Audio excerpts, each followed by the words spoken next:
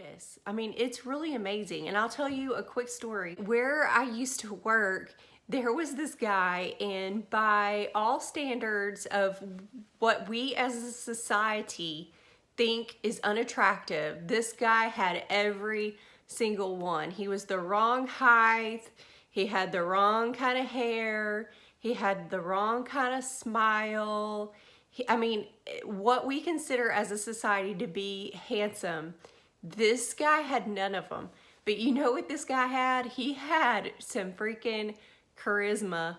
And in the office, the guys would all be like, what is going on with this guy? Because all the women in the office just could not get enough of Tommy. You know, he would tell these silly little jokes, and all us women would just be giggling and, oh my gosh, and it would just be something, you know, just a silly joke, and we just, oh Tommy, you're just so funny. And all the guys would just be rolling their eyes like, what the heck is going on, you know? And he was an insurance adjuster, so he would have different, you know, clients that would come in throughout the day, and all his, you know, customers, his lady appointments, they would just be over there just, oh yeah, you know, just totally hitting it off with every single person. And he had a beautiful wife, and it was all his vibration that he was putting out.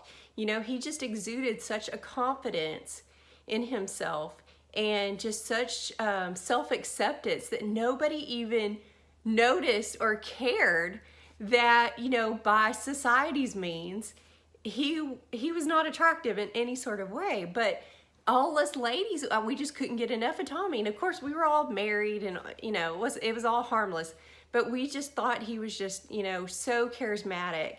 And like I said, all the guys would just roll their eyes. They just did not get it. You know, they did not understand. And of course, as all of us women, you know, put that energy out there that, oh, Tommy, you know, he's just the best. He's got all this charisma. Then we created a thought structure, a pendulum, as I talked about in a recent video. We created that thought cloud. So Tommy was just living it up, you know, on cloud nine. And he was probably someone that maybe, you know, back in high school or whatever, he could have been someone that, you know, was very shy, wasn't looked at as some hot guy, you know. But as I said, it's all about what you put out there, and you'll be surprised what goes overlooked, you know, in your eyes as unattractive when you exude that self-confidence and that self-love and appreciating yourself and being grateful for your health and what you do have in your life, and don't concern yourself with physical things. Especially because we know that physical things are temporary. We are not physical beings, we are spiritual beings. And what really matters is who we are on that soul level. That is what is gonna matter ultimately.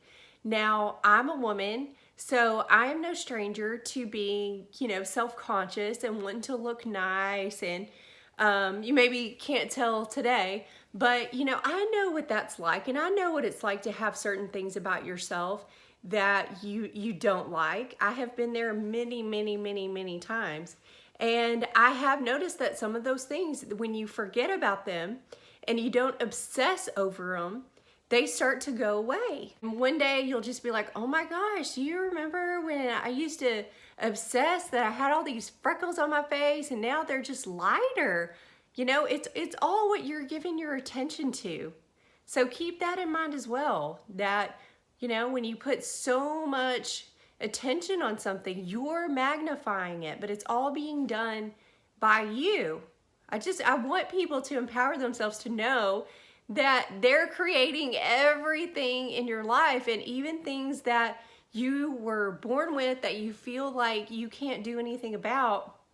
There are minimal changes that you can make. And I've actually seen, and maybe some of you have too, where people have made significant changes to their physical body, and I know that it's possible. But instead of law of attraction, I would use Ho'oponopono and find the emotion as to why you care about, you know, why it's bothering you so much, and then I feel like you would see the most benefit in healing from that and the most significant change.